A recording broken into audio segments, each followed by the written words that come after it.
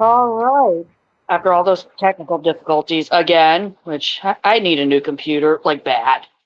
So let me throw Zombie up here before anything else decides to go wrong. Zombie is trying to light incense. And cook at the same time. That's a hell of a feat. Oh, Clancy, if you're still in here, I just saw your comment. Hey. I'm having some difficulty because the stupid lighter doesn't work. Oh no, don't burn yourself. I don't know the fire department in your area. I at least know the assholes around here. Luckily, monsoon season has started, so if a fire does break out, there's less of a chance of it just going nuts. Right, right. Joey? Joey, you got an hour, honey. Okay.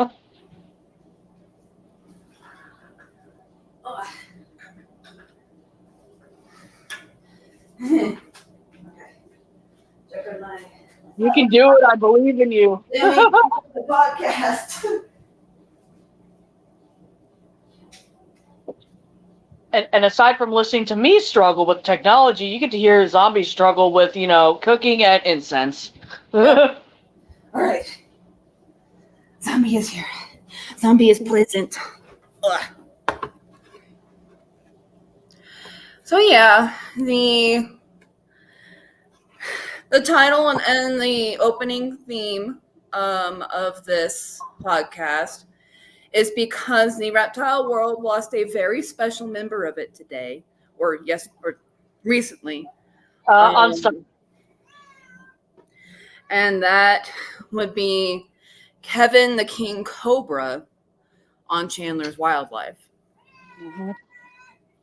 It was a, you said between 20 to possibly 30-year-old Malaysian King Cobra. That's what he believed. He said that when he got Kevin, he was told that he was likely in his teens. And so it's very reasonable. It's definitely speculated that he could have been older. Right. But even at his youngest, and he was like 10, he would still be like 15, 20 years old.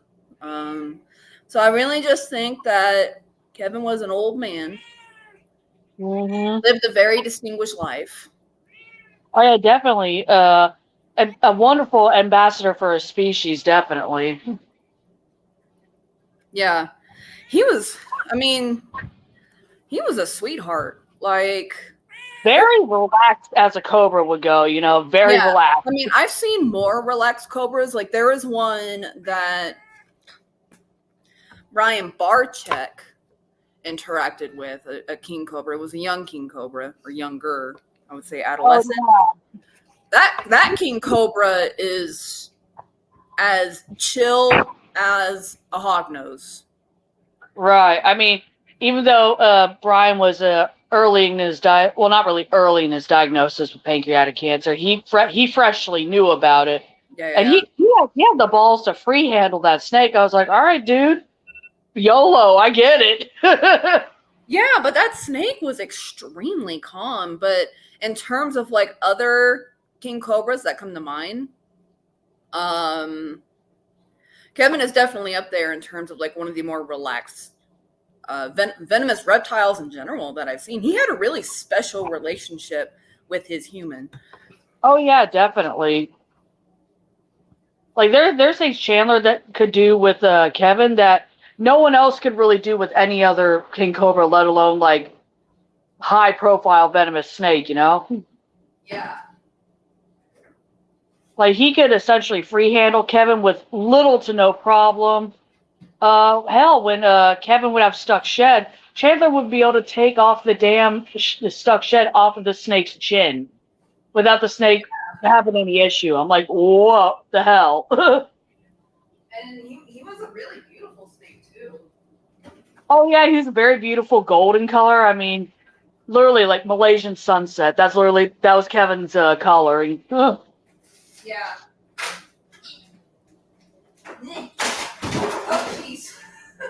Oh jeez. Medic.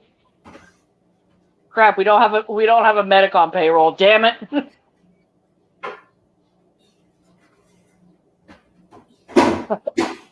Wait, no, I think I'm the medic on payroll because I'm the only one who had certification in CPR, first aid, AED at least at one point. So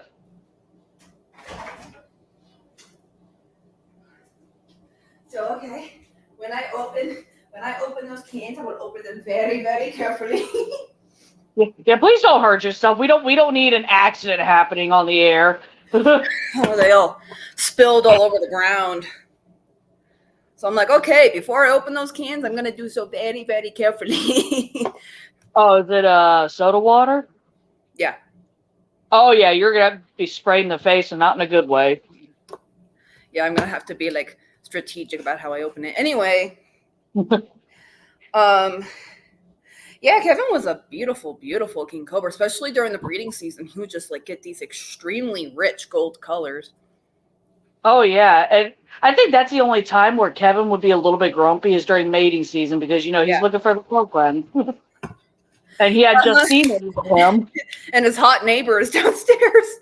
Right, because Justina, who's another king cobra, she's another locality though. She's an Indonesian king cobra. Indonesian. Yes. And so technically they could breed together. However, it's kind of it's crossing. It's not keeping the different bloodlines pure, so to speak.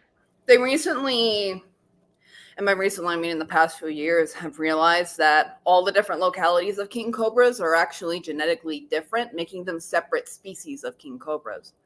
Oh, they're nice. Close enough genetically to still crossbreed, like gaboon vipers and rhinoceros vipers. They do that. Right, you get their localities, their geographic ranges overlap. However, all the king cobra species are so endangered that it is imperative to keep like Christine said, keep the bloodline pure for those specific species, because otherwise you could literally breed them into extinction. Exactly. Like, that actually reminded me of a photo that I saw that someone took of a tiger in India that was quote unquote blonde or strawberry, meaning it lacked a lot of black striping, which, yes, it looks gorgeous. However, that's not a good sign. Not a good thing, no. Because that means there's a lot of inbreeding going on. Yeah. And honestly, that's probably, another really famous king cobra that passed away some time ago was a king cobra named Lilith. She was a leucistic king cobra, one of the only ones of her kind. I think there was a second one, maybe even been her dad, who was leucistic. Was she stunning? Yes, she was absolutely beautiful. But leucistic animals are generally heavily inbred. White tigers, everybody, they are leucistic tigers. Mm-hmm. White lions, leucistic lions. It's not specifically in reptiles. And that's always, even though they look beautiful, that is never a good sign if you see one. Yeah. Because that means that the population has been stressed to the point of inbreeding with each other. Whether it's due to urbanization, climate change, they have become there's two ways that this can happen. One, of course, is the one that everybody knows, which is climate change, hunting and poaching, can reduce the population. But there is another less talked about. I mean, it's talked about among animal experts and animal enthusiasts, but it doesn't generally come into the general public. Pockets of certain species can become isolated from each other with urbanization. You know, like, oh, what's a good example of this? I want to say no. India doesn't work. I mean, actually, in the U.S., it happens all the time because as more and more urbanization happens, you put down, you create these towns and cities that certain species just really don't thrive in. Yeah. Or you have like roads, freeways that like definitely isolate pockets of the same species from each other. And so they have nowhere to go. They're completely marooned.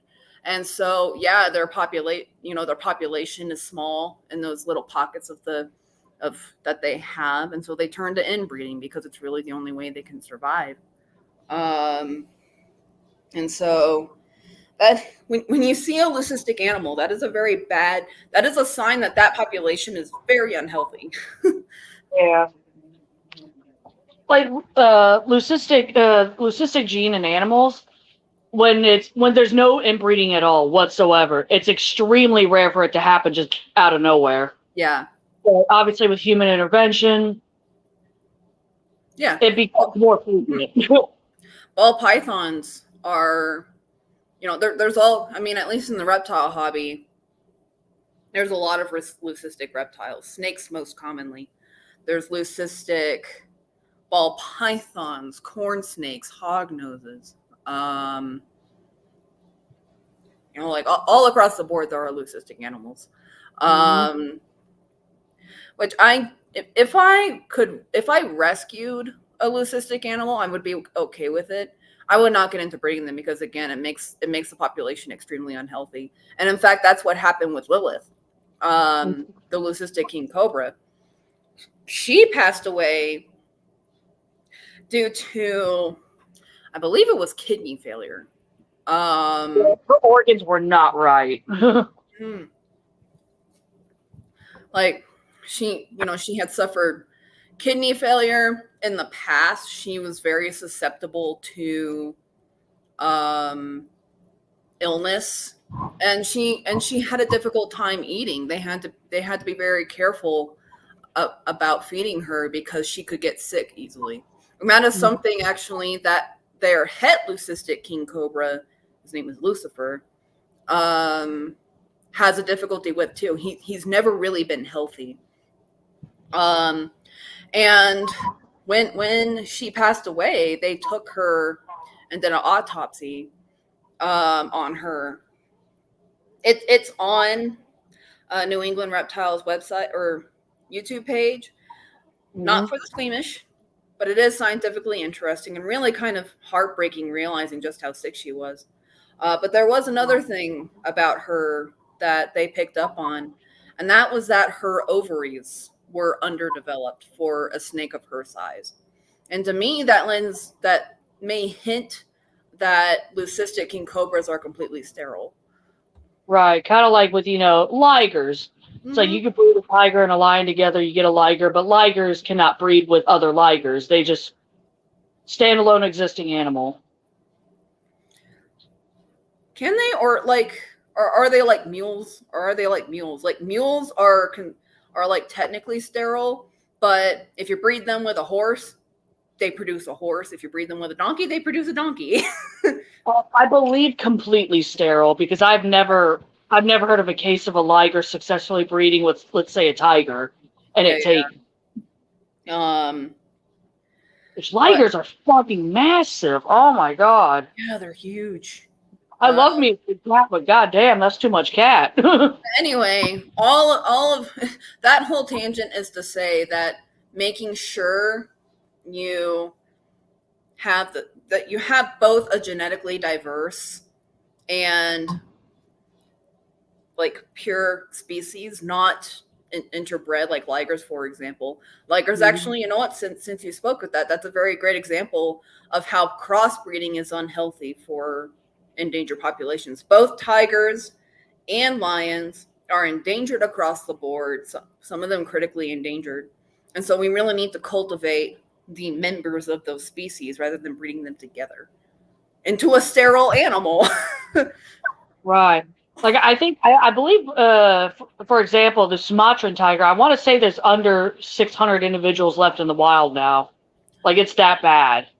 Sumatran tigers have beautiful faces. I noticed that. Like they are the most they are the models of the tiger world.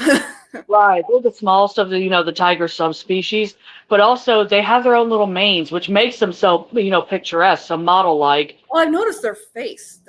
They have very beautiful faces. Anyway, Oh yeah. I digress. So even though Chandler had 2 king cobras in his care, he had Justina and Kevin. They were separate species of king cobra. She was from Indonesia and he was from Malaysia. It's like that Taylor Swift song. He wears shorts or something like that. No, yeah. She wears shorts. He was a boy.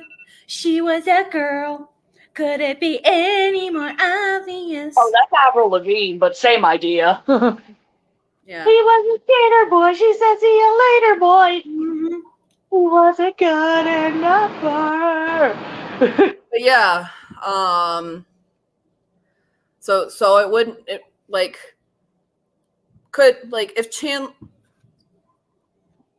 if Chandler wanted to, he could breed them, so he could have a Kevin baby.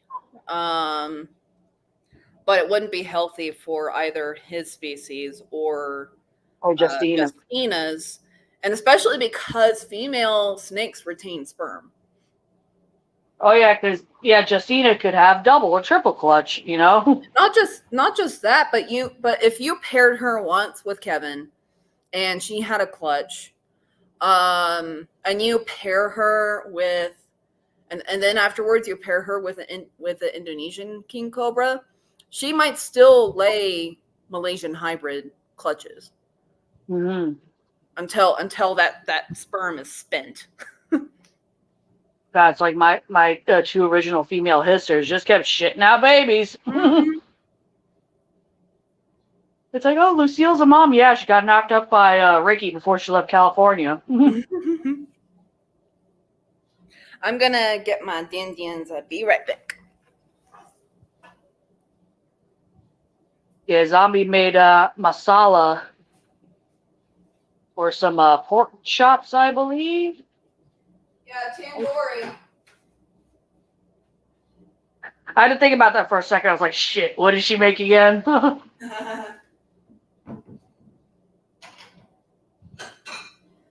tandoori pork chops. I made a masala sauce for them. Yeah, meanwhile, I had like a turkey tenderloin thing that I cooked that came out pretty good. Meanwhile, Zombie gets pissed off at my, Instagram photos of food. Yeah,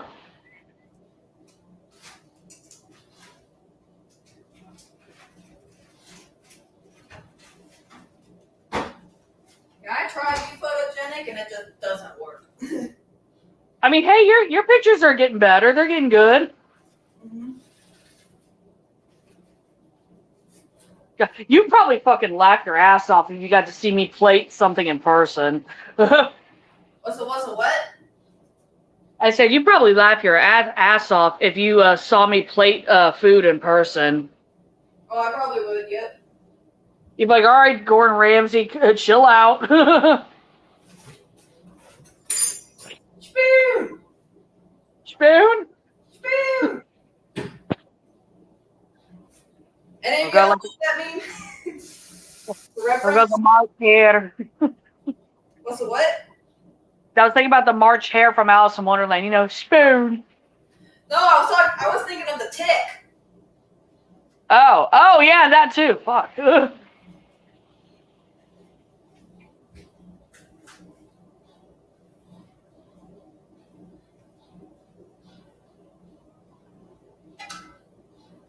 No, I try to be a chef and spoons sauce Hey, you're doing a good job. Shut up.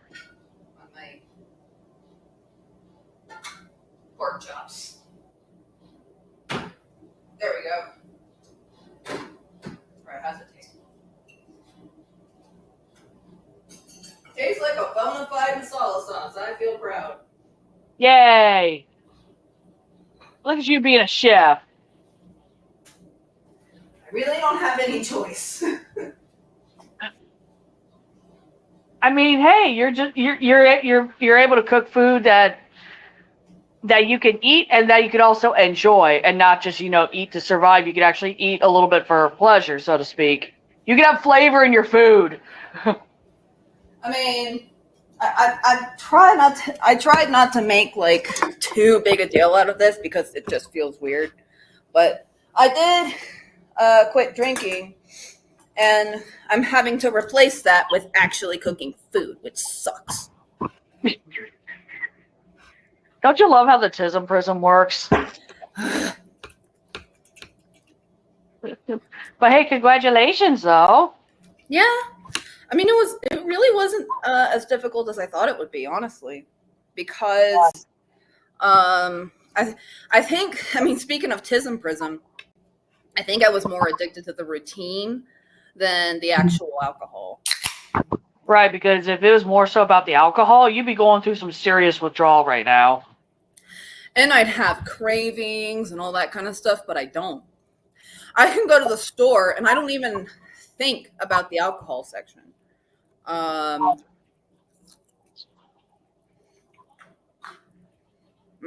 That's how they're supposed to be eaten. Oh yeah. How's it? What's what? I said, how does the food taste, chef? Tastes like Indian food, which I miss very much. There you go. You got a little taste of India again.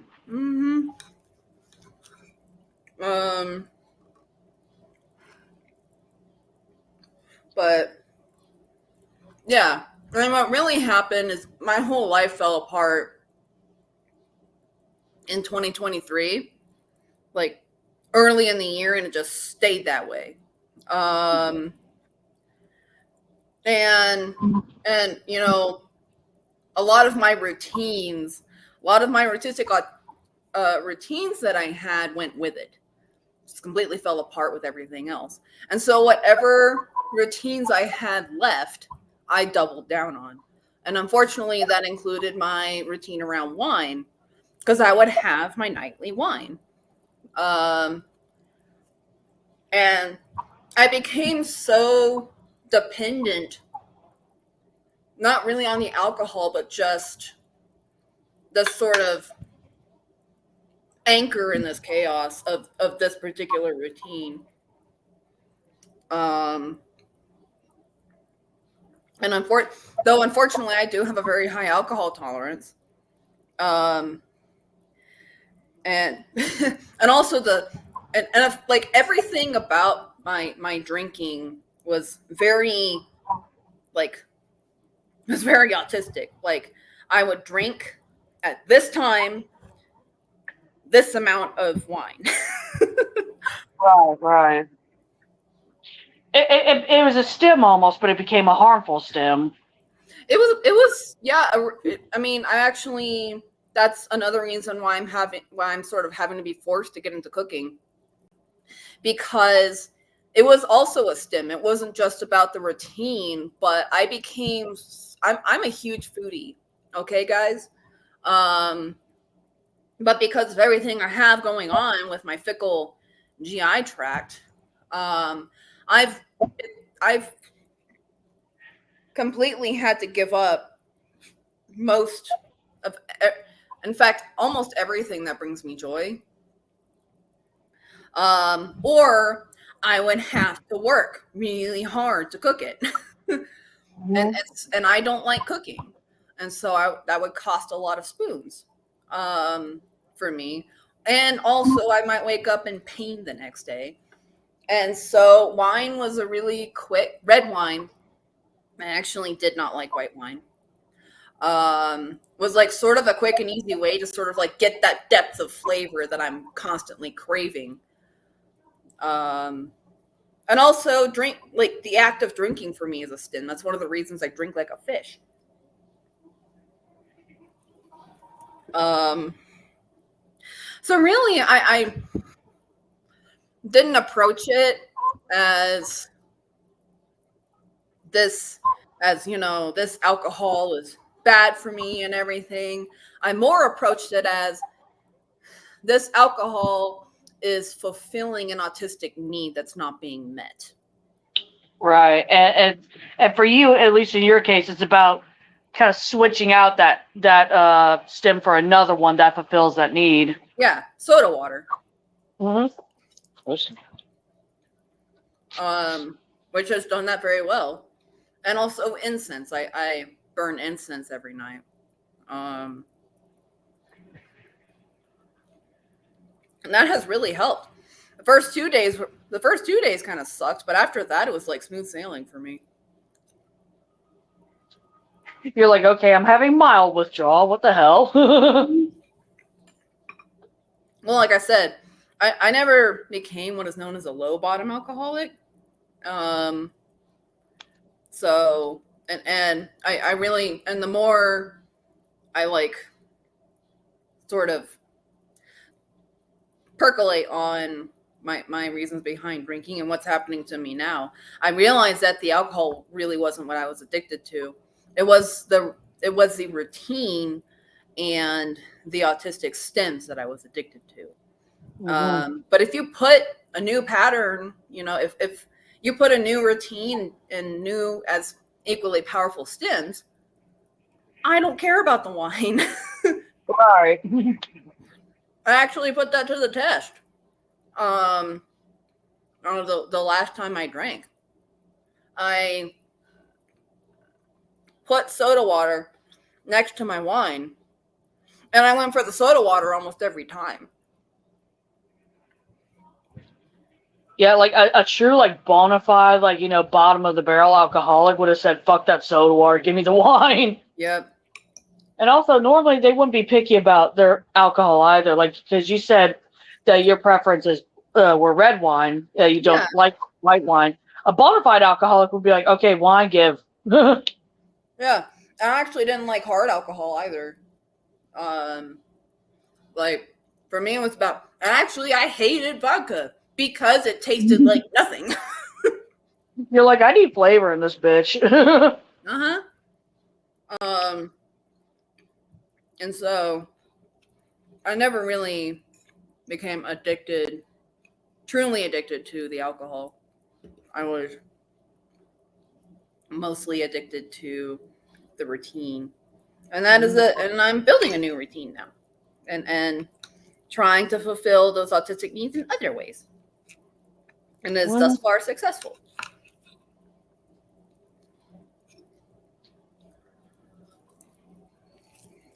I was honestly a little worried, you know, once I realized my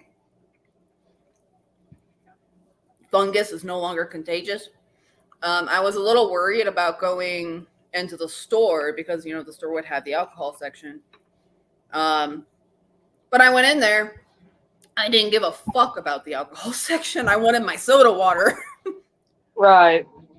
Like honestly, when it comes to, because you know which brother this is, but one of my brothers is a recovering alcoholic. And I still, to this day, don't like drinking around him. It's just my personal preference. Yeah. He said to me he doesn't mind it, that I can do whatever I want. But I'm like, for me, it makes me feel bad if I'm doing it in front of you. Mm-hmm. He's like, no, you're fine. But I believe he used to have issues with going by, you know, beer sections, you know. Mm-hmm. Now he's full of shit. But that also took several years of, you know, therapy and the right medication and a diagnosis of PTSD. It took me a whole of 4 days to not give a shit. Should you tell him your secrets? Right. It's just like, hey, Jay, it's the tism. Uh-huh. I mean, you've technically spoken to him before, so. Mm-hmm. Because I'm sneaky. Yeah, and I hate that sometimes. It's like next thing you know, it's like, why is there a God damn it, zombie? It's like this. Why don't ask you if you want something? Because you gonna say no. It's true. I do say no. I'm gonna keep spoiling you whether you say yes or no. You don't have any say in that. You're like I will love you, and that is a fucking threat, bitch. Exactly. Okay, the masala sauce has saved the quinoa.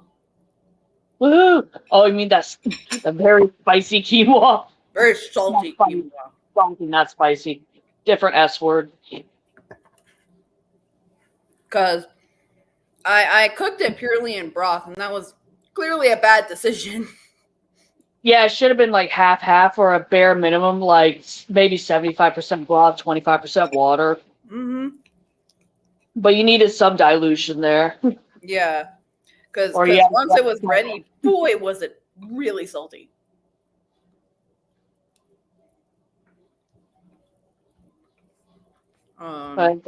It's funny though, because in my family, unfortunately, generational trauma and severe alcoholism and severe mental illness is a thing.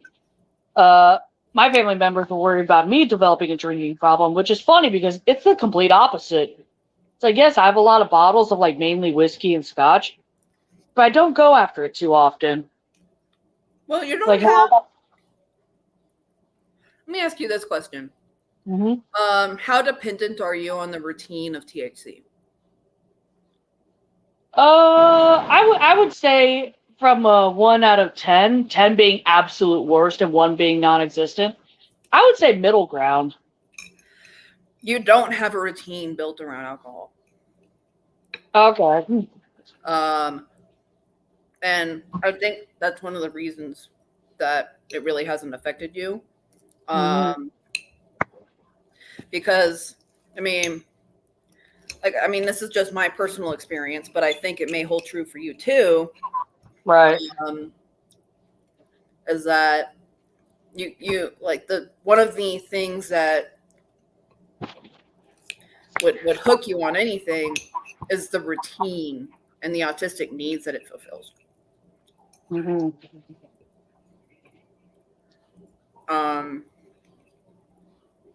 And so that is my I think that's my /assessment of the situation.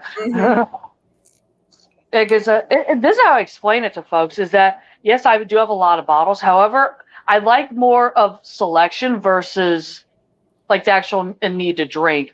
Like if I want, like, let's say Jim Beam and Coke, I got Jim Beam, I'm good. If I feel like I want, a little bit of scotch, I've got the Glenlivet, Hell, I got Japanese whiskey. I haven't drunk that much out of it because mainly it was expensive as fuck. I don't like rebuying bottles of alcohol because to me they're expensive because I'm cheap. But I also don't like extremely cheap liquor either. It's ugh. I've had Aristocrat brand margaritas. They're not fun. Ugh. My mom was a raging alcoholic. From what I understand, she still is. I remember, this was completely normalized for me because I was just like desensitized to this kind of climate or home life, I should say. My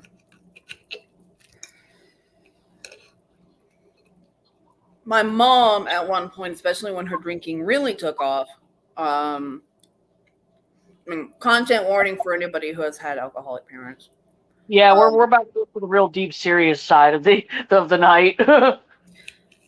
Talking about Kevin dying was not serious. We just went with the morbid torch, and we're going right headfirst into oblivion now. But yes, continue. When my mom's drinking really took off, I'll always remember this. She went through an entire big box, not like smaller box, big box of box wine, 2 box margaritas, and an entire pack of Mike's Hard Lemonade. Jesus. Yeah. I'm like getting a box of wine, and that's without the allergy. It's just like, God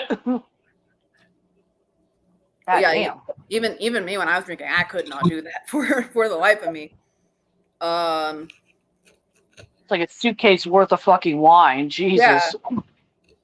And she just wouldn't stop, and that would be every night. And I remember seeing that, and even though, again, I was sort of desensitized to that environment because that was just my life, but I still remember just being like, damn, lady. Right.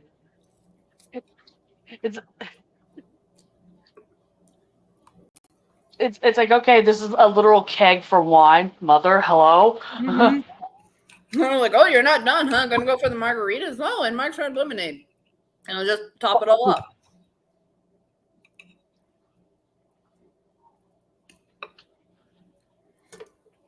Yeah, like I have trauma around Wild Turkey because that was my mom's drinking choice back in the day. Ugh. Yeah, I don't like Wild Turkey whatsoever. I've had bad experiences with Jameson. Apparently, that's a family trait.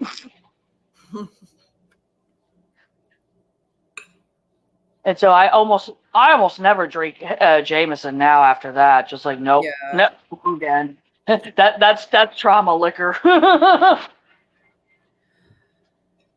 My mom never really stuck to any one thing, but she would always end up plastered by the end of the night. That I do remember. Couldn't even walk.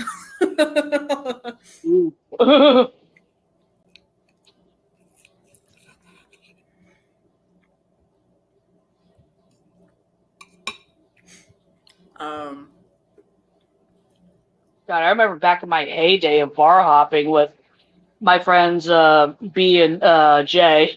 No pun intended there. That's literally their initials. But we would go to this one dive bar, which I've told you about plenty of times. It is definitely a dive bar. Mm-hmm. I've seen so many fights there, it's not even funny. But I remember it was the three of us and a couple other folks, mainly women. We were just all hanging out. And I finished my drink and 2 others. B can't finish her drink, so she hands it over to me. I throw it back. Jay can't finish her drink. I do, the come hither with my finger. I'm like, all right, come over here. I threw hers back. Next thing you know, my friend N, who he now lives in Florida now. I hate him for it that he moved because he was cool. Cool guy from Peru, by the way. But he came over. He was trying to finish the last of his pitcher of beer. He couldn't get it done. I was just like, all right, bring it over here. But this was like over 10 years ago, so this is back when I could actually do all that and not feel like shit the next morning. Yeah.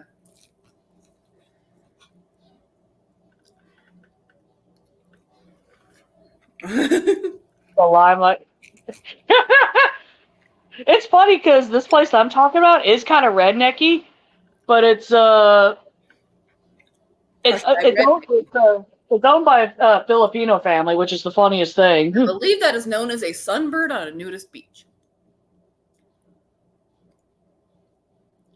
But rednecky.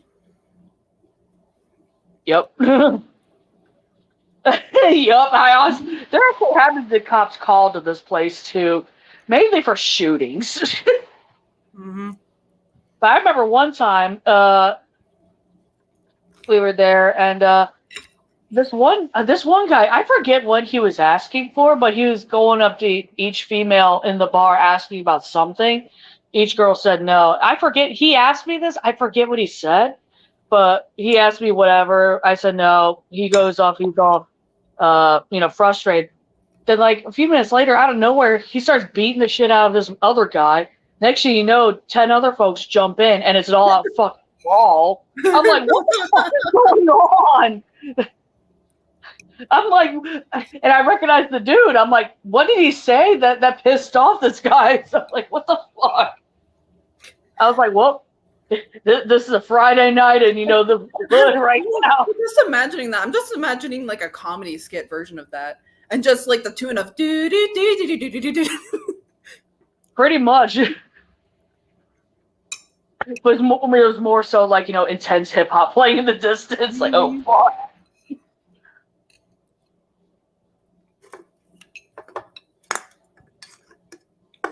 Yeah, I've been to real rednecky dive bars too, Clancy. Like it. Every time you say that now, I'm just Rednecky. like rednecky. Yes, that is what happens when you get sunburned at a nudist beach. Yes. Well, right now I got a good old farmer's tan going on, which is actually rare for me because normally I burn. I don't tan. I burn. I definitely tan, and like you can tell, just how much I've tanned, because my thighs, I generally wear pants or shorts or something, so they have not tanned. My hand has darkened, like, I want to say 3 shades. Oh my god, that is so redneck, Clancy. I took it. Oh god, that's awesome. In a weird way, that's awesome. I don't know why, but again, you live witnessed a comedy skit. Right, I've seen a full-out brawl happen at my local dive bar, and the first thing I did was grab my Devil's Backbone beer and got up from the table and kept sipping. Just like, oh shit!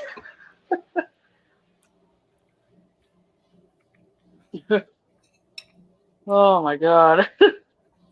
That place is an experience. Unfortunately, from what I've heard, they've hiked up their prices so bad that there's no way you can even have like one drink there without spending like $15 right off the bat. Like, I mean, hey, like, at least back in the day, it sounds like, do you want like a Wild West saloon experience? Go there. No, it was. If Magnificent Seven and Training Day morphed into one, that's what it looked like. It was a weird amalgamation of that, and Ethan Hawke was in the entire thing. That's what kind of weird it was. Oh, great. But yeah, it was like an old-fashioned, like Western saloon fight, but in, the hood. Yep. Oh my god. Yeah, I do have a lot of good stories from that place. Some of them are a little not safe for work, but they were funny.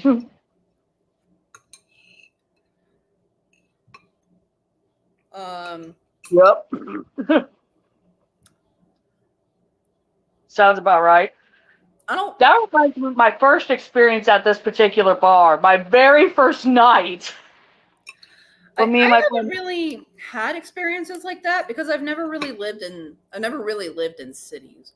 Closest I came to living in a city was Redmond, Washington, and Redmond, Washington is extremely gentrified. I will say though, fucking car crashes happen all the fucking time outside my house. Damn. Because we have the street road like just outside my house. And then we have the main road like several yards away. There's also a train station there. Very convenient. And I there's been multiple times where I've heard bonk. Because that intersection, the place where you exit the street road just outside my house onto the main road is fucked. Like, there's so many fucking crashes happen there, it's not even funny because it's impossible to navigate getting out of there. And so all the time I just hear bonk or and I'm just like, yep, another one bites the dust. No, I'm kidding. Right. And the main road, sometimes car crashes happen there too. There's construction going on I think at the exit of the straight road to the main road, and I hope they're gonna put a fucking like street like traffic light there or something.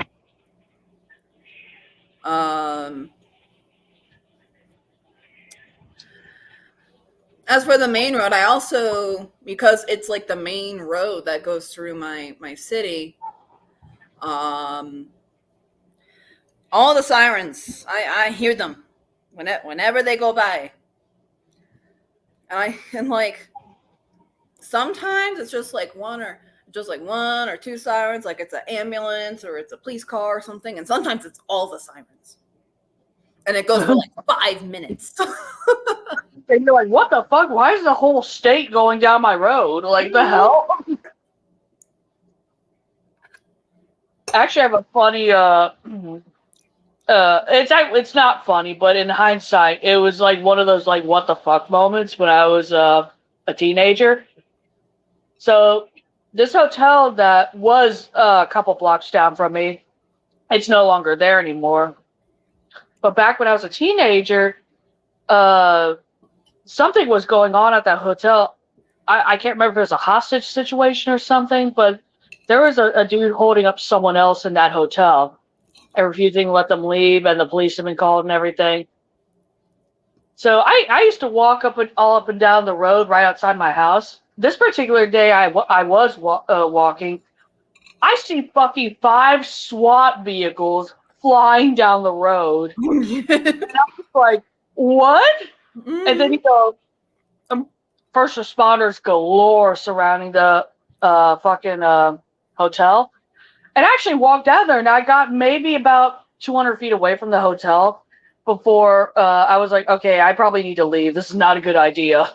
Yeah. But I come to find out later on that night, there's a murder-suicide. Hooray! No. But I was like befuddled and dumbfounded by the fucking SWAT going down the road. I was like, what the fuck? Mm-hmm. Like, I'm used to military vehicles. I'm not used to a SWAT team. Right. Oh, heck. Closest I ever came to that was when I semi-witnessed and promptly fully fled from a car crash. Oh, fun. Because okay. I was so there was a fitness gym like just across the bridge from my house practically. And so, you know, when I was really like first getting into losing weight, I would walk there. And it was another weird intersection.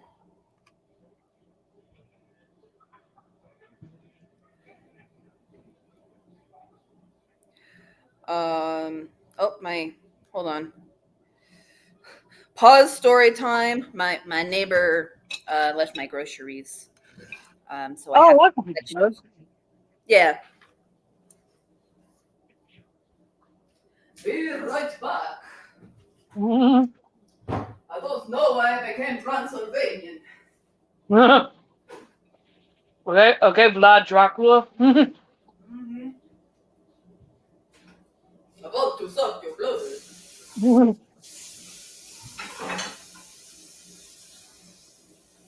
Zombie, right as you walk away, your partner comes in here. How rude. Tell them I'll be back. Yeah, they just waved in chat.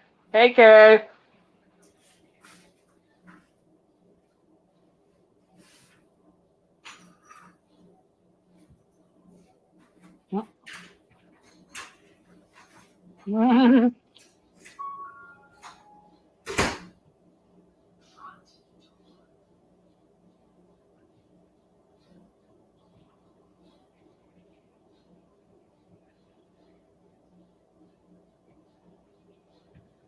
I literally had a thought and I just fucking lost it. God damn it.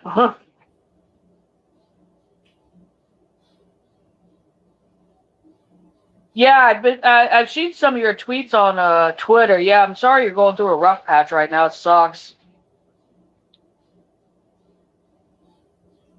Hopefully everything starts to get a little bit better, though.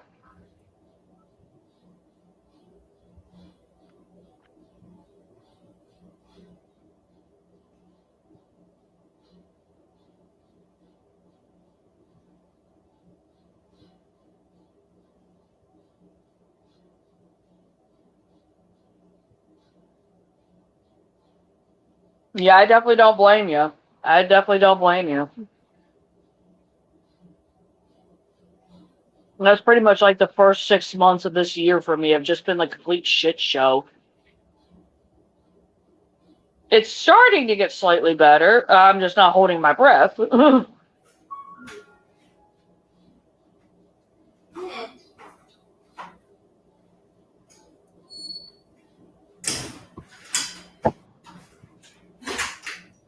needs weights when you have soda water? Heck.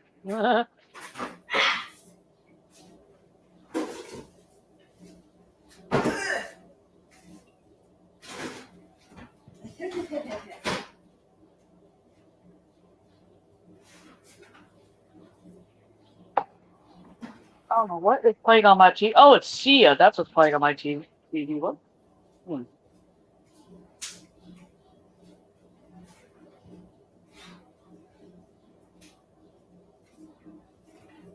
Right. I mean, a complete mood. Especially because, like, Zombie knows the type of job I work, and holy shit, I feel that on a fucking, a metaphysical level.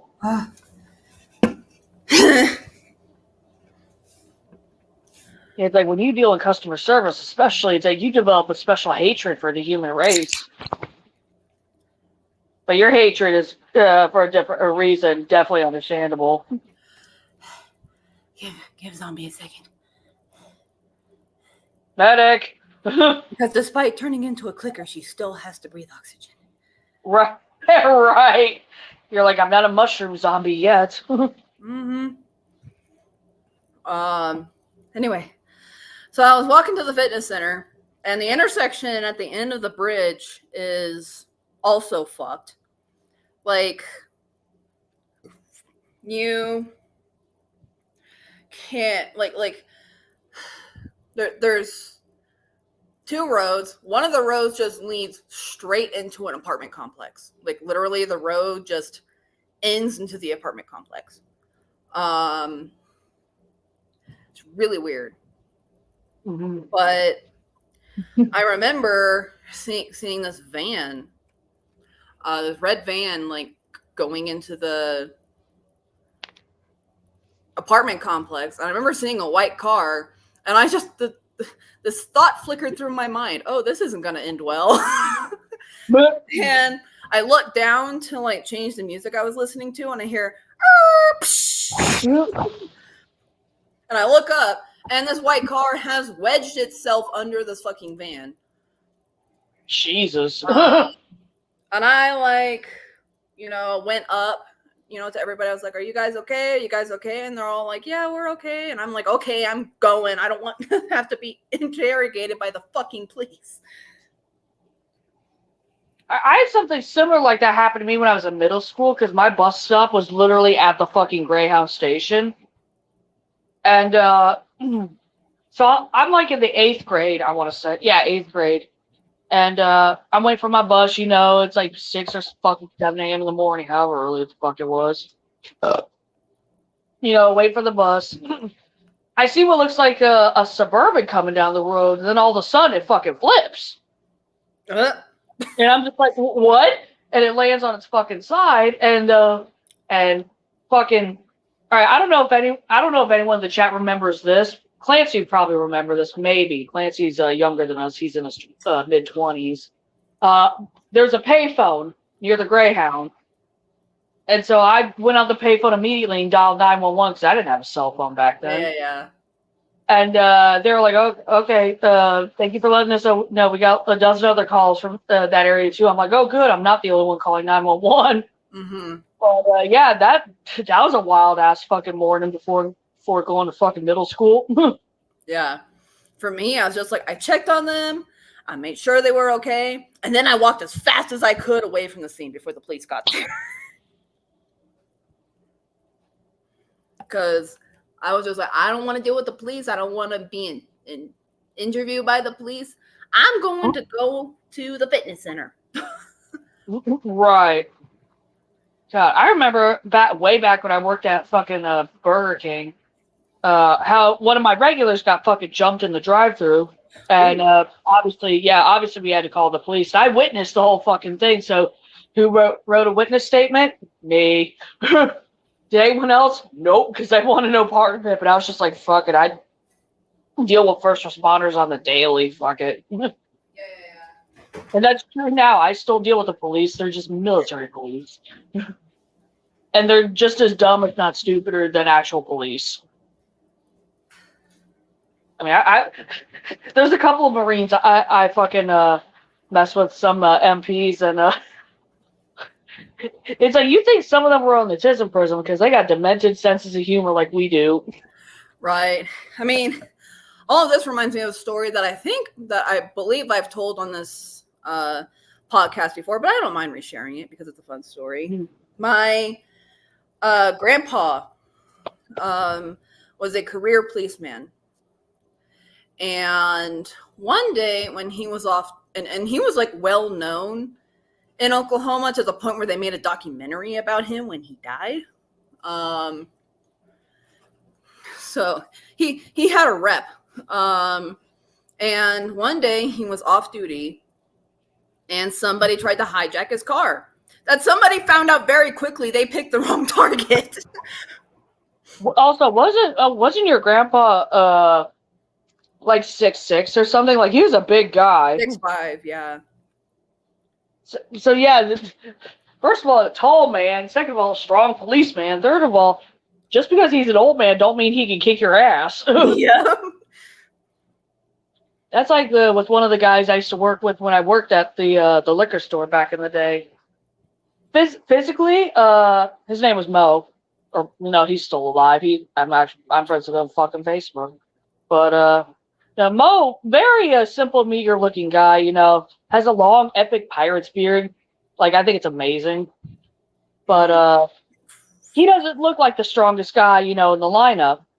But I remember one time we locked the doors, it was closing, and one guy tried to open the door and force it out of Mo's hands. Oh no, Mo pushed it into the guy, throwing him off the door, yanked the door back and locked it. And I was just like, damn! I mean, another thing that I love this video. Like I watch it whenever I'm mad. It makes me feel better. They're in Italy. Jesus. In Italy, there was this drill sergeant, it was a woman, who was off duty. Obviously, she was trying to have a nice day out, and a purse snatcher tried to snatch her purse. And that's a good idea. Yeah. And so there's this video of her just beating the fucking shit out of this guy. Right. Like, and like he tried to run away from her and she grabbed him and threw him right back. Right. Like, definitely don't underestimate someone's strength. I mean, yeah, and I'm sure he was like, oh, like woman in a cute cocktail dress, easy target. Nope, not easy target. Hell no, she go curve stomp your bitch out. Yep. And the way that the good old US of A, I'm almost 30. I'm 29. I think. Yeah, I thought you were younger than 30. So I in a way, you should take that as a compliment. I'm kidding. I knew you were younger than me, definitely. I remember payphones too. I even used one. I remember payphones. I still know how to use a rotary. I do too. My grandparents had a rotary, and I had to use that a few times. I also, I've actually forgotten how to do this, but I used to know how to seamlessly work a VHS set. Oh, I still know how. I want to get one because I do have a couple of VHS tapes. Like I have the first 3 Hellraiser films on VHS. original from the 80s. I think my mom has those too. I don't know if she has a. I don't know anything about her. I haven't known in forever. Right. You're like, last I recall. Last I recall, 10 years ago. Oh, 10 years ago. Yeah, but I very much prize that, especially that first Hellraiser film on VHS. Oh, I gotta feed my cat. Must feed. Oh, yeah, she's got feed a kitty. Feed a kitty. So I think your new name's gonna be Raccoon, Joey. No. She tipped over the recycling bin for like no apparent reason. Joey. There's nothing in there that she would like. I don't know why she would. Why don't thinker? So I'm contemplating changing your name to Raccoon. Little scavenger.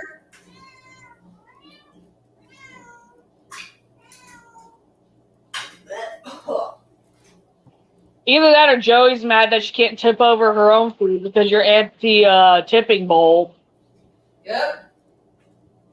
So she's probably like, yeah, I'm mad. Possible, yep.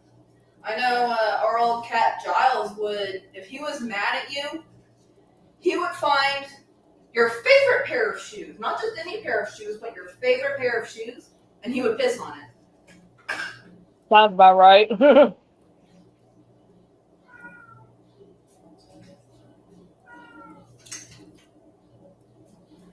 Ugh. I seriously need to clean out all the dishes in the sink, but I had to pick and choose where my spoons would be spent today. Right, like I did a decent amount of work today. Tomorrow I got change out the Hisser food. I know that for a fact. I've already vacuumed it all, and I know I have something else too. I can't remember. That did just remind me, I have laundry. I also have to switch out here just a sec. Meow. Meow. Oh no, she's mad. There you go. 50 in hand. Now I have to do the laundry.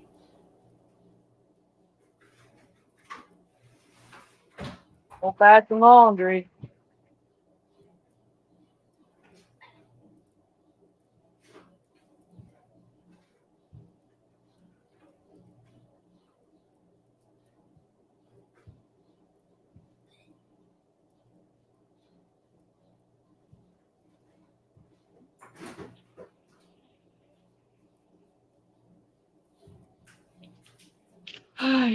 So how have you been doing, Clancy? Sorry.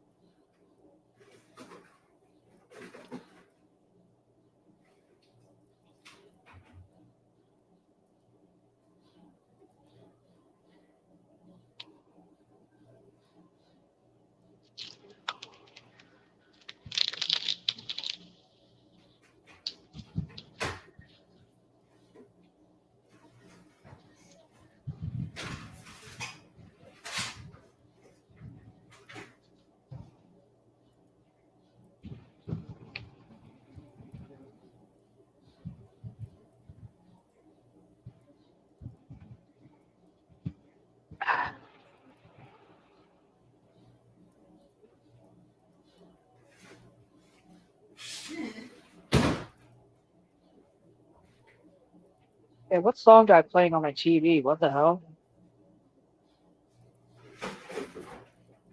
Yeah, I've been kind of wanting to see that though. I mean, I played a little bit of the Fallout game series, but not a lot of it. But the show actually looks really good. I know you got Potsy hooked in on it though.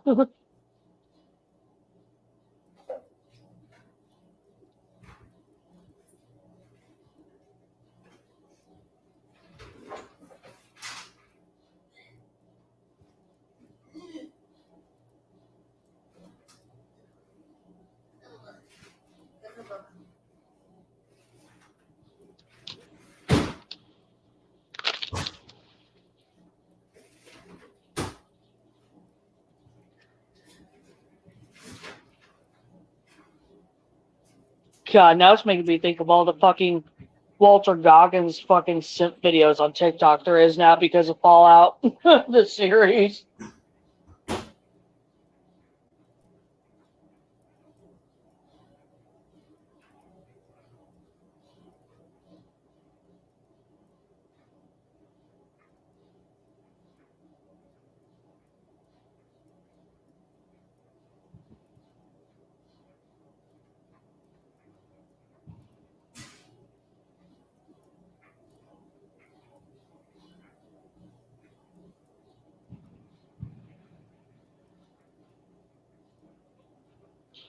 Try to share the stream on my community page. Share. Great post.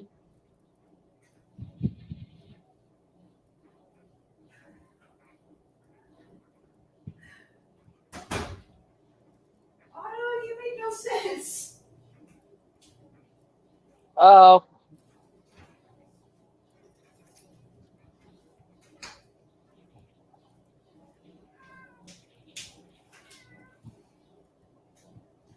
I go to check on Otto to see how he's adjusting to like basically his new indoor pool. Mm-hmm. He has squeezed himself behind it. Oh my God!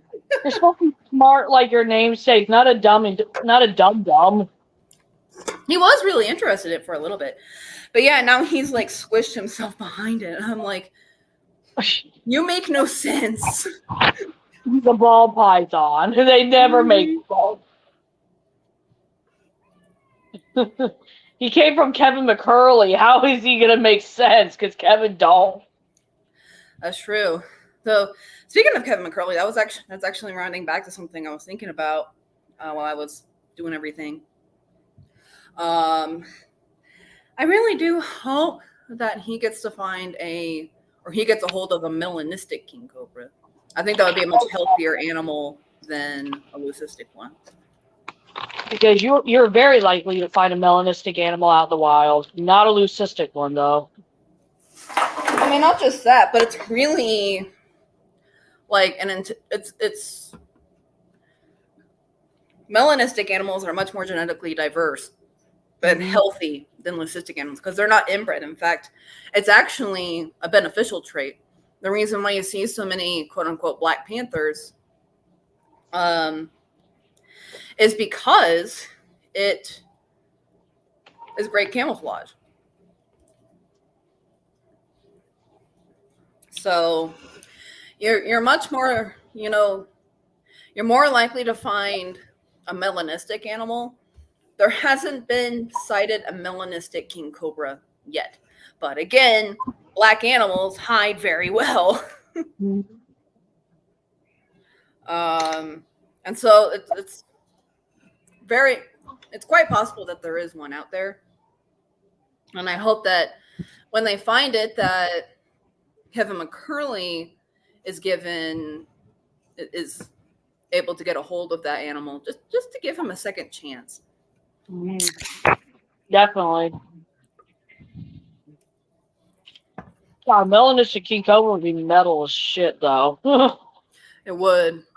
And I mean, it doesn't have to be a completely melanistic king cobra. What you could do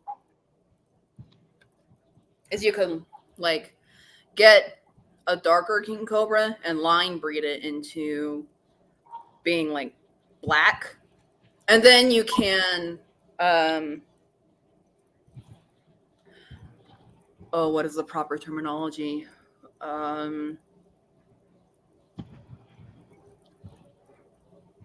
Breed it out so that it's more genetically diverse.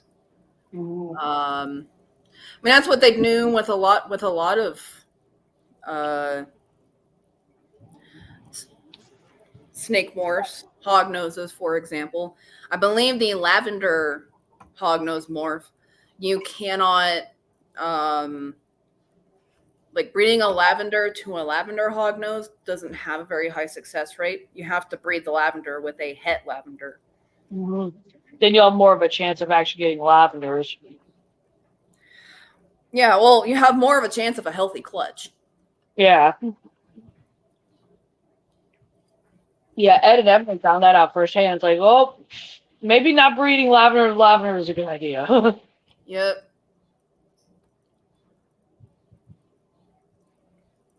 Um, but that is probably, I mean, that's what they did with scaleless ball pythons. They had like a few individuals that weren't completely scaleless, but were like missing scales, like on their head and everything. And they bred those together. And actually, Brian Barczyk was the one who like founded the scaleless ball python. They have, yeah, they documented it. And created the first scaleless ball pythons, and then they line bred those for a little while, and then outcrossed them with other genetics to keep the line healthy.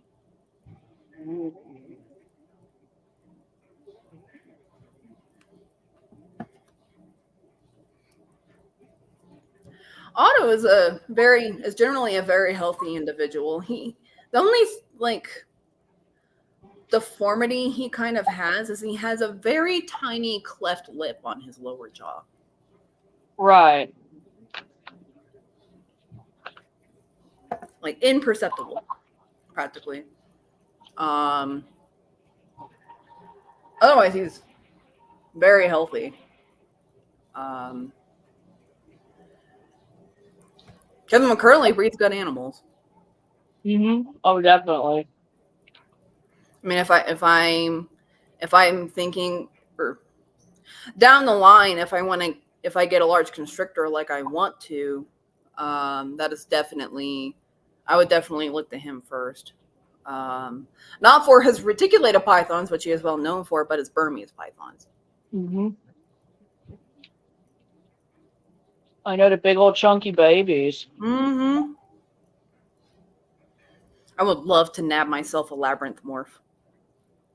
Right.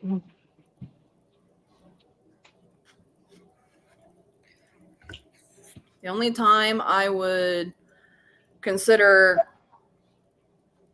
a wild type is if it had a unique story behind it. I remember seeing someone at one point selling Everglades Burmese pythons. Right. The new locality now. Yeah. And I was like, if I didn't question the ethicality of this, then it would be a good story. Be like, this is a Burmese python from the Florida Everglades. Exactly. But there are a lot. I mean, not only are the ethics of that questionable, but there are a lot of things that come with taking on a wild caught animal. Even if it's a little baby, okay? Even if it's a little baby Burmese python,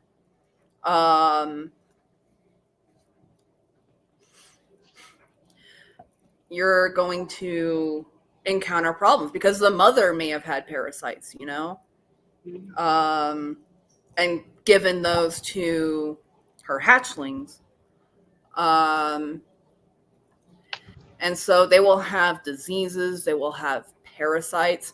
If you already have an established reptile collection, they could introduce those to your animals. And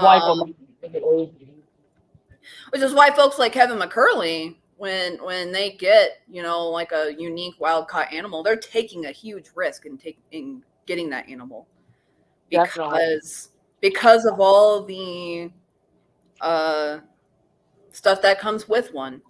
You could, especially if you don't follow proper quarantine protocol, you could introduce something very, very dangerous to your collection, and it could wipe your entire collection out. So cheap Burmese python Everglades baby seems okay, but believe me, that price is going to stack up. Oh yeah. Might be a $200 snake now, but that thing's gonna cost you 20 plus grand in the future. Yeah, because you have to, deworm it. You have to train it for diseases, parasites, the whole shebang. It's going to require a lot of veterinary care. It might not want to eat. Like, it might not want to eat frozen thawed. Like, I mean, Chandler, who owned, Kevin, he had a pair of rattlesnakes at one point, and they would only eat live rabbits. Oh yeah. And he was like, I'm rehoming them because I don't want to do that. Right. But yeah, I did see once where somebody was selling hatchling Burmese, Everglades Burmese pythons. And I was like, I question the ethics of this, but if I didn't, that would be a cool story. My big constrictor that I would want for a pet, it'd either be the Dumeros boa or the Argentine boa. They're both so pretty. I would also really love a Bolin's python. Oh yeah, their iridescence is beautiful. They are, and they're huge, and they're very chill. Unfortunately, they're extremely rare in the hobby right now, and so they cost a mint. Right. It's like you need money to get one of those. Exactly. I think Nerd was selling one of their breeding pairs, or maybe their only breeding pair, I don't know, for like $15,000 a piece. That sounds about right. Hopefully, when more of them are in the hobby, it will get cheaper. Exactly.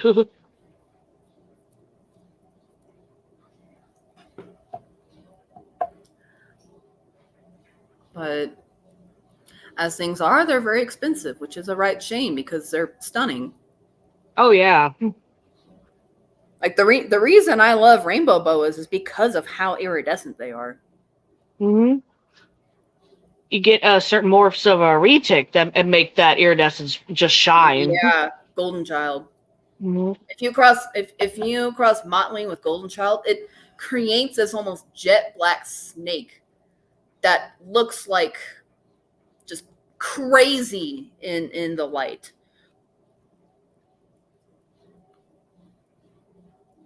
There's a very famous picture of Jay Brewer with one of his Motley golden childs. I was about to say, I think his are the only ones I've seen that look that stunning, but god damn, his snakes are angry. Kevin McCurley has one. He's the one who actually developed the golden child gene, from what I understand. Oh, bet. He has a Motley golden child in his possession. Though he has been trying to downsize his retic collection. They're large snakes, y'all. They require a lot of resources. Oh yeah. And so he might have gotten rid of it, but from my understanding, he may still have it. Right.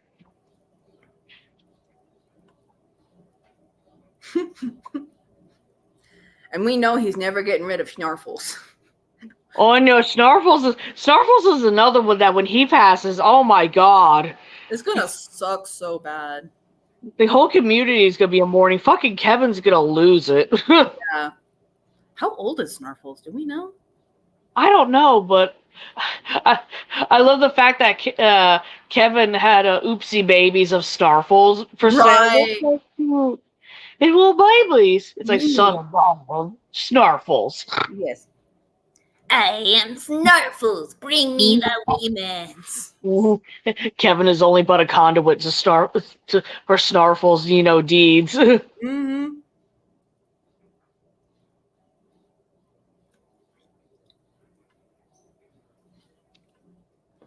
I love how you clicked. I love how it clicked for you that it may be based off of Deadites.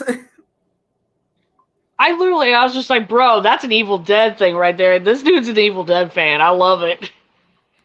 It's Kevin McCurley. Of course he is. Right. He names his snake morphs after weird shit. Lucifer, Soul Sucker, Cinnamon Confusion. Right. He has snakes named Lilith and Lucifer, Mm-hmm. He's gonna be a metalhead horror fan. He also has a very, or I don't know if he's passed away or not, but he does have a very gentle king cobra too. Oh yes, Papa. Mm-hmm. The poor baby was venomoid, meaning that his venom glands were removed. Yeah. And very deflated head, and it was kind of a botched surgery. So Kevin still can produce some venom, but if he like bites on like food and chews it, it sprays. Yeah. So poor baby's looking rough, but he's so sweet. He is a sweetheart. I don't know if he's still around. I don't know how old he was when he came into Kevin McCurley's care. He was a rescue, everybody. Mm-hmm. Kevin McCurley did not, have venomoid surgery done on Papa. He was a rescue from a previous owner. I don't know how old he was when that happened, but if Papa is still around, he may have to take on the title of, the nicest King Cobra. Right. That is the only instance in which I would have a venomous snake, was if I had a rescued venomoid snake. I would love to have a copperhead because, they're native to my area, so if anything happens, I get bitten, there's anti-venom. Mm-hmm. But also, copperheads are gorgeous, depending on their locality. Yeah. My locality has a really pretty one, so... I have survival instincts, so I am not getting a venomous snake. You're like, I'm not stupid. Uh-huh. Like I said, the close... I mean, I guess you could say the closest I would get to a venomous snake is rear fang venomous, like hog noses and false waters. Mm-hmm. But in terms of highly venomous snakes, yeah, I would not get one. Unless, of course, it was like a rescue venomoid. Then I would consider it. But here's the thing, y'all. Even if a venomous snake doesn't have its venom glands,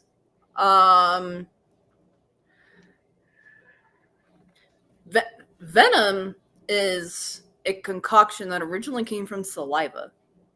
Mm-hmm. It's literally saliva.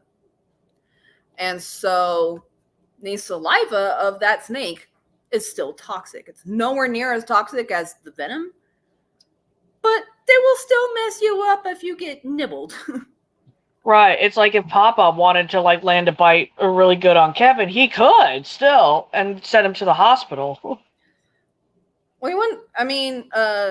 Clint from Clint's Reptiles actually talked about how Papa bit someone. Mm. And even though he's, venomoid, that person still had a pretty severe reaction to his bite. Right.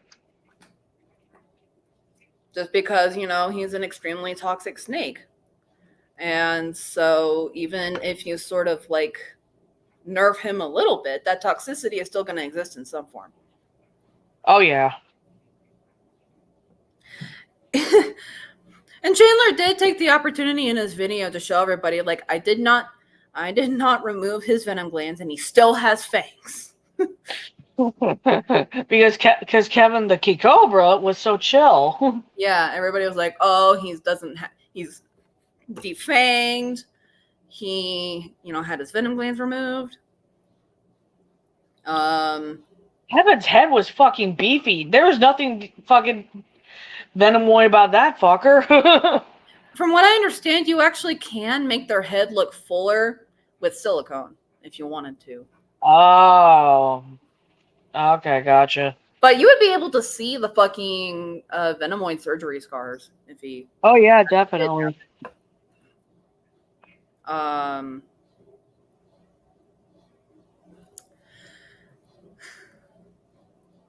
And Chandler's trying to figure out like what to do with his body. I chipped in my own 2 cents. I'm like, there's a lot of taxidermists out there who taxidermy pets.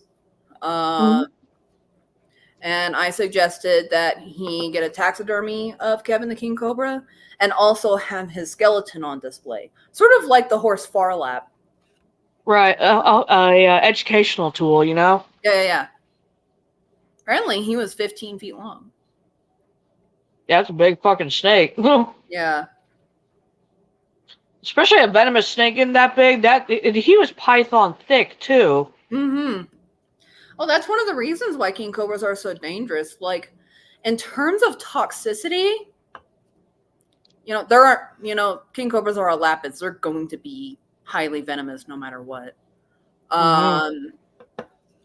Like, drop for drop, they do come behind, like, the black mamba, the king brown, and of course, the taipans. But their venom yield is massive. If I recall correctly, it's either the number 1 or number 2 highest venom yield in the entire world. And so even though that they don't have black mamba venom or taipan venom, king brown venom, they still have extremely toxic venom, and they pump you full of it. Like with the king cobra, be prepared to be injected with a shot's worth of fucking venom. Yeah, like a shot glass. It's so much fucking venom. Mm-hmm. Yeah, I think the gaboon viper may have a higher venom capacity, but don't quote me on that. I'd believe it because, they have the longest fangs on the planet, and they have the biggest fucking venom glands, too. They do, though. Actually, ironically, the largest venom glands in the world are not king cobras or gaboon vipers. They are a species of coral snake, which apparently its venom glands run the length of its body. That's frightening. It's a very pretty snake. Right. Meanwhile, I'm over here like, that is startling. But the thing is, like, it's not huge like gaboon vipers and king cobras are. Right. I think the longest king cobra was 18 feet. That's fucking reticulated and Burmese python territory. Right. I mean, that's what they're eating out in the wild. Mm-hmm. I think Chandler said something at one point about procuring the longest king cobra in captivity. Right. He had a female set up for Kevin, but she was too small, unfortunately. Aw. And poor Kevin apparently is too old. Mm-hmm. Poor thing. Well, Justina is still around, so hopefully, I mean, she is definitely a lot spicier than Kevin. But she's all Cobra. Mm-hmm. Hopefully, as a king cobra, she can sort of help him, through his grief. And hopefully he can get a proper mate for her. Oh yeah, definitely.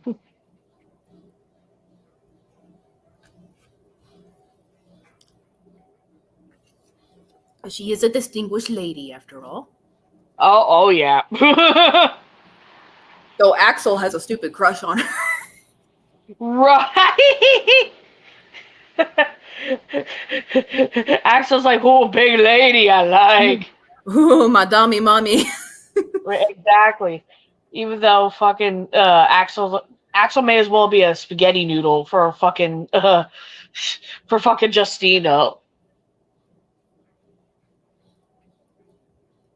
Oh yeah, that's definitely the struggle. I think do I still have that drawing I made? I guess not. I mean, I could always redraw it. It wasn't too difficult to draw.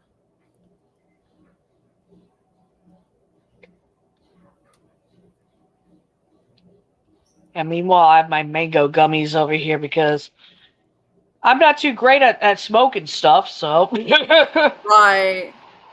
At least for me, the gummies hit quicker and stronger. Blech. Yeah, it's gross hot here too. Like, ugh, it's disgusting. I think it's like in the 80s now and it's dark. Oh, it's 90 degrees in my house. Okay, you reptile.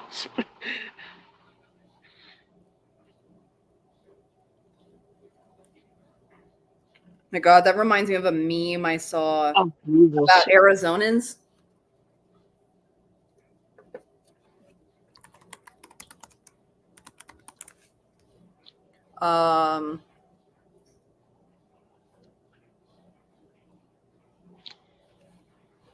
Like you know that like rich person meme of them like looking down on everybody. Mm-hmm.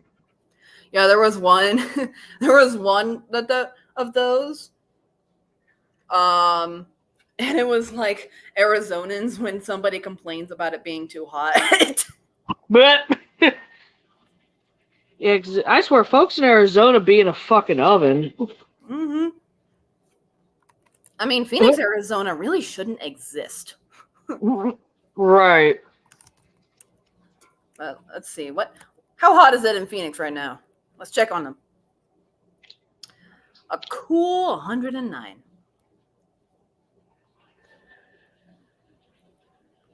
I agree about the sun, though. Okay.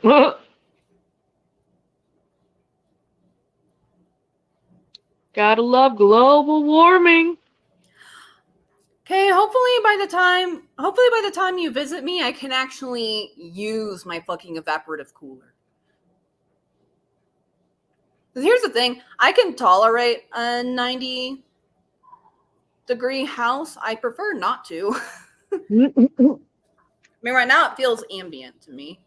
But my ideal thing is that like go out into sun, be basted in the warms, and retreat to my cold spot as necessary. Because again, I am reptile. Mm-hmm. But yeah, like I need to get my UV. Kane was panicking about visiting me and you know how hot the house is. And I'm like, the house is hot because the fucking evaporative cooler smells like death when I turn it on. And so like, and we don't have the money to get it cleaned out. Because apparently swamp coolers need routine cleanings and all that to like not smell horrible. Jesus. And so I'm stuck with not being able to use my air conditioner.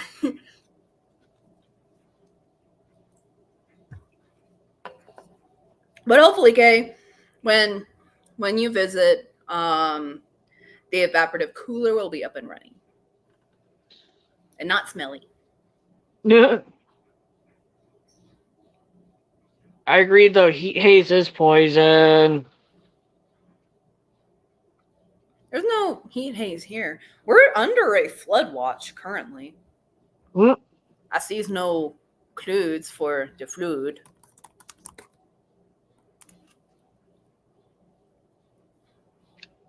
Ah,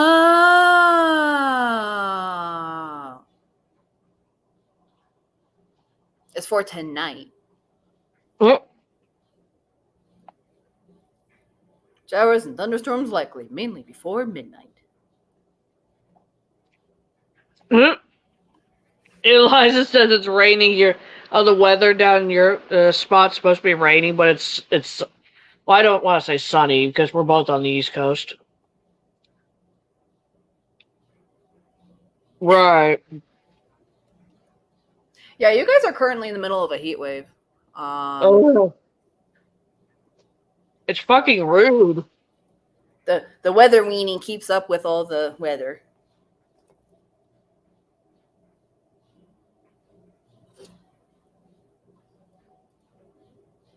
I like the original one.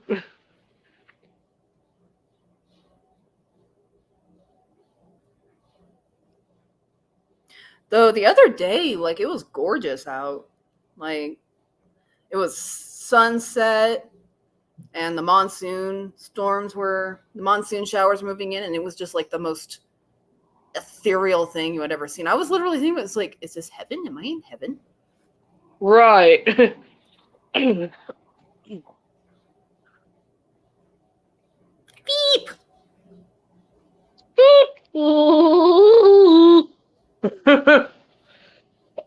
yeah, that was a little creepy. Yeah, this is when things get weird.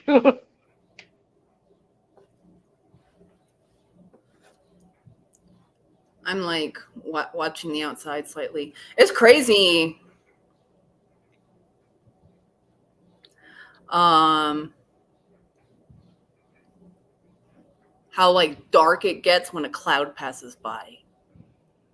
Right. Like out of nowhere in 3 seconds it becomes extremely dark and you're just like fuck. Mm. And then the cloud moves and suddenly it's bright, much brighter again. Right. Yeah, you're higher up in the atmosphere though. I'm at fucking like below sea level. I'm in the swamp. Oh yeah, you guys have hot soup weather. It's fucking disgusting. It's rude from my state all the way down to K-State. Yeah, the humidity here is currently 23%. And that is high for that is high for my area. Yeah, let's check mine. Right now it's fucking 85. Oh fuck. It's 85 and cloudy. High of 90 fucking 7. Let's see the humidity. Where's that at? Humidity, where are you at? 70%. Fuck. Well, my phone says 33%.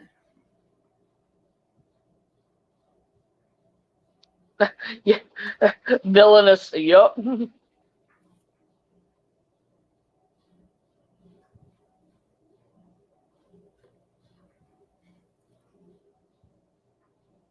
Oh, my brain is doing the splat thing again. Oh no. I mean, here it says it's 82 degrees, but I guarantee you step out into that sun, it's going to feel like 95.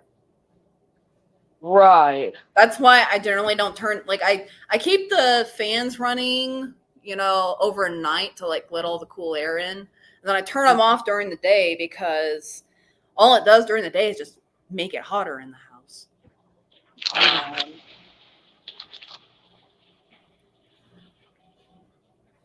Because even though it is, the temperature here is always in theory. Right. Because in practice, if you step, like, you know, if it's like 90 degrees, you step out into the sun, it's going to be 100 degrees. You step into the shade, it's going to be 80. Fucking weird ass area.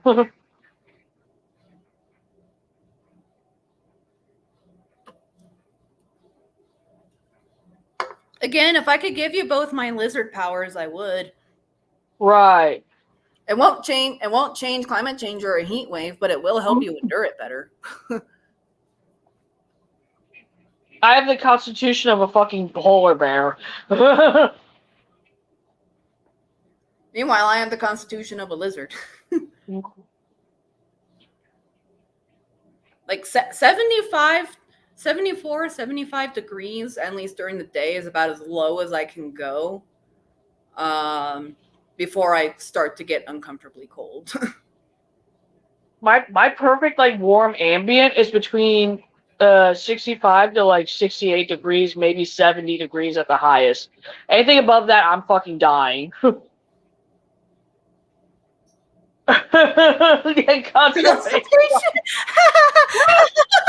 Oh my god, okay, I love it. That was a typo. They meant constitution.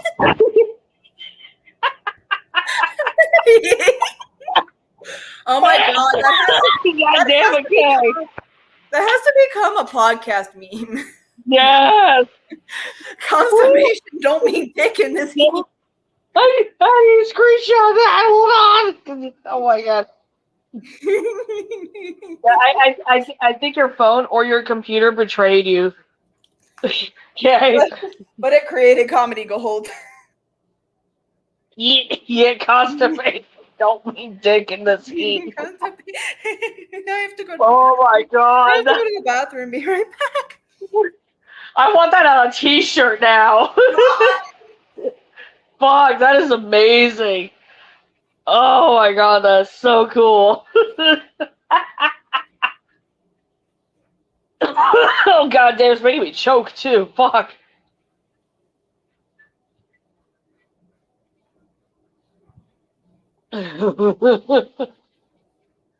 Son of a bitch.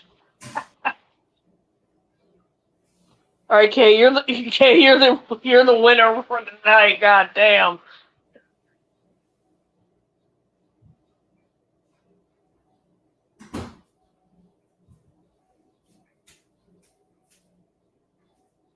Oh my god, that's still so good. I don't even want to change that now. I want to keep that comment up there.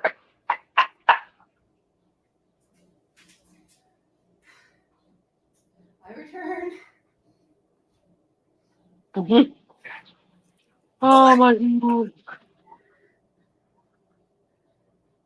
Mission failed successfully. Yes. Chapter completed. Right. Question mark, question mark. Oh my god. Oh my god. It's just fucking great. Mm-hmm.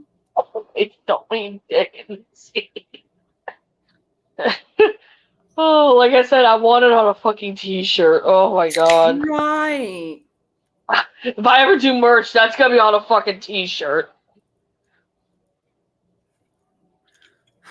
Yes. Oh my god. The quote from moderator K.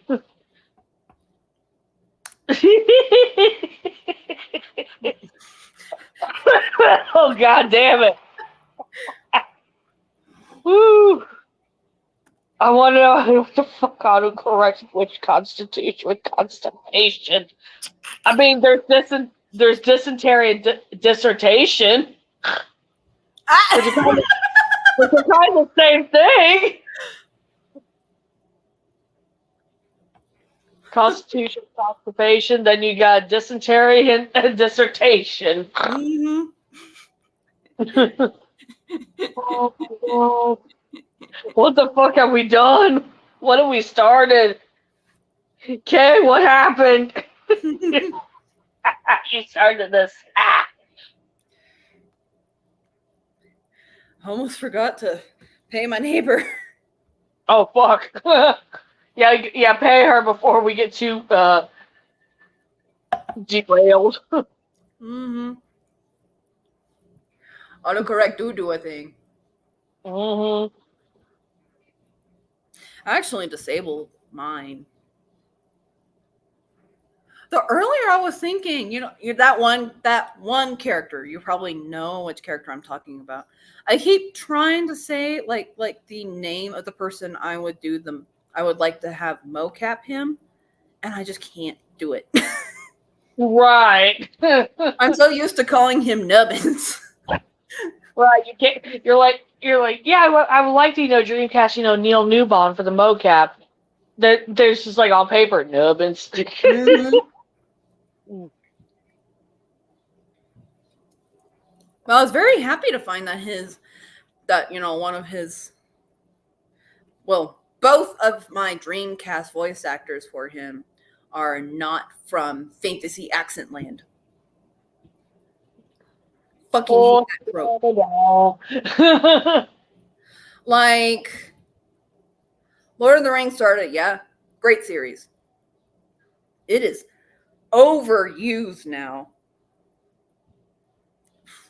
Like, why are Irish, Scottish, British, and English like all the only accents in fantasy world? Because those Irish are great. Sorry. Riddle me that question. Like, why is fantasy all white? Good question, though. Like, for real. So, if my stories take off and they decide to do a show and everything, no fucking English accents. Right. Unless, like, for the medieval humans that are in the first book. Right. You're like, I want nobody from the UK. Right. And I was a little worried that the other Dreamcast actor I had picked out for him was from the UK. No, he is from Canada. Oh, Canada. Welcome to Canada. That reminds me of that fucking beaver. Welcome to Canada. Welcome to Canada. You ever know Canada? Have a nice day. Oh, Canada, our home and native land. Now we're gonna be canceled by Canada next. I was a stone's throw from Canada when I was in Washington State. Like, really wasn't that difficult to just take a trip to British Columbia.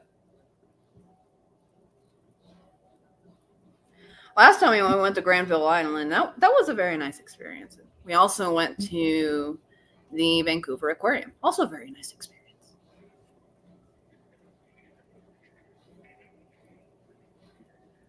The thing that freaked me out, though, was the fucking sea lions. Like, I've seen sea lions before, but they were never that, like, up close. This one swam right by the, like, it actually splashed me. Yeah, that would probably scare the shit out of me. I'm like, fuck. Well, it's like, it moved past me, and I'm like, this seal is the size of a fucking car. Right. It's huge. But, you know, it's that phenomenon where, you know, when you think of a polar bear and you think of a walrus, which do you think is bigger? Just instinctually. Instinctually, you'd think the polar bear would be, but no, it's really the walrus. The walrus is twice the size of the polar bear. Mm-hmm. You have any idea how huge that is? Right. Well, the biggest ones are male elephant seals, and oh my god. Mm-hmm. Those things terrify me.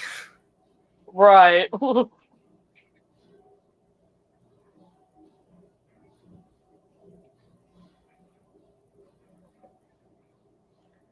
And there was one in captivity.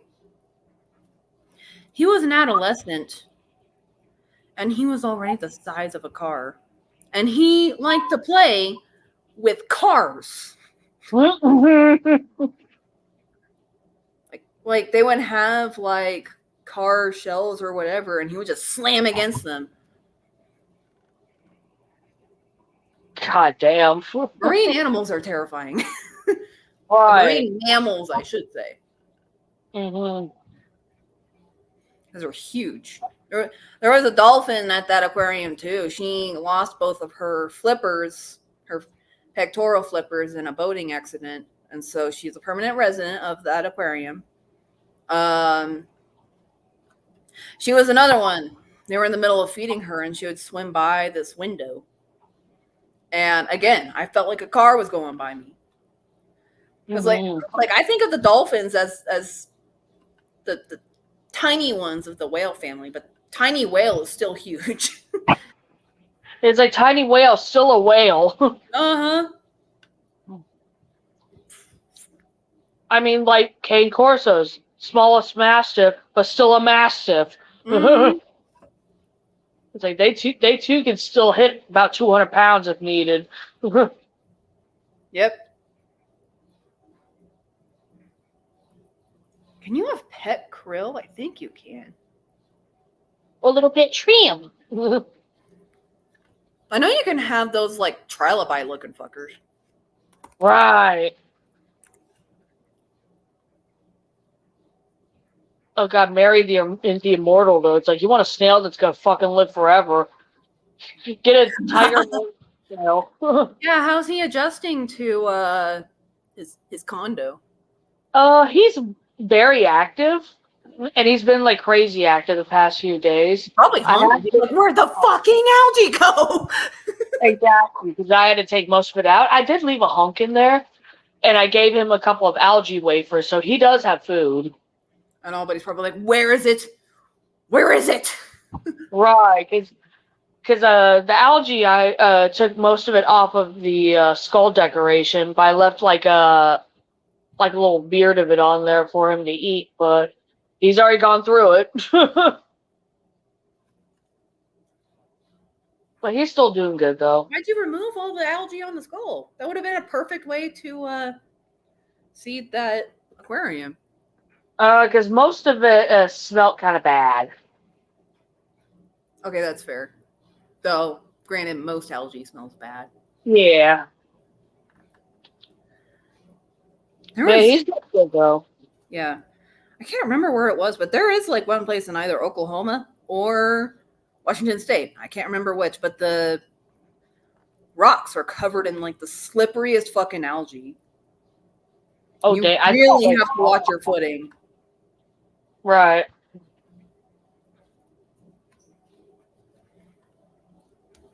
I want to go back to the beach. I haven't been to the beach since like 2017. Ugh.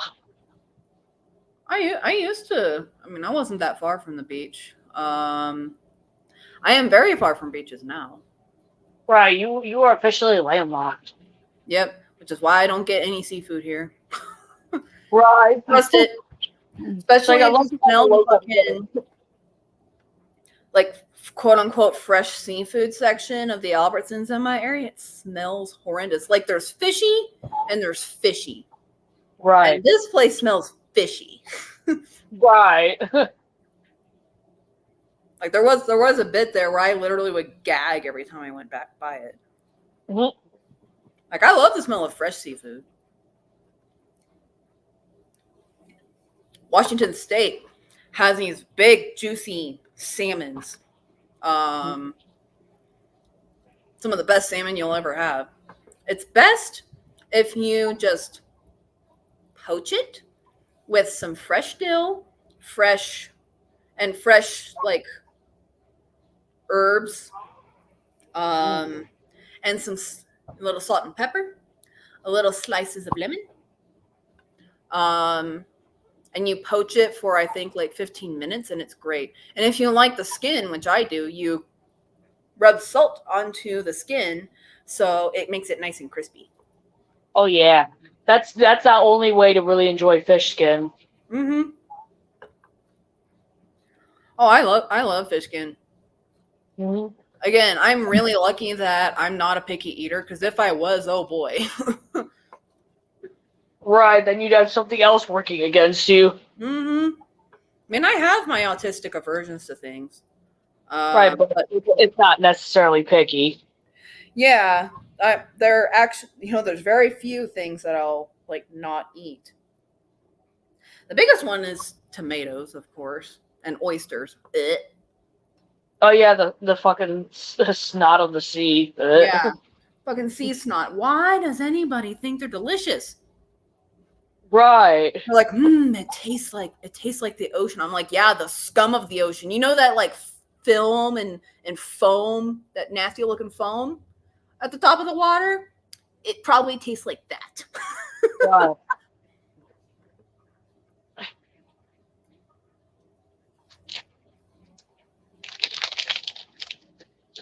Oh, we got 1 minute.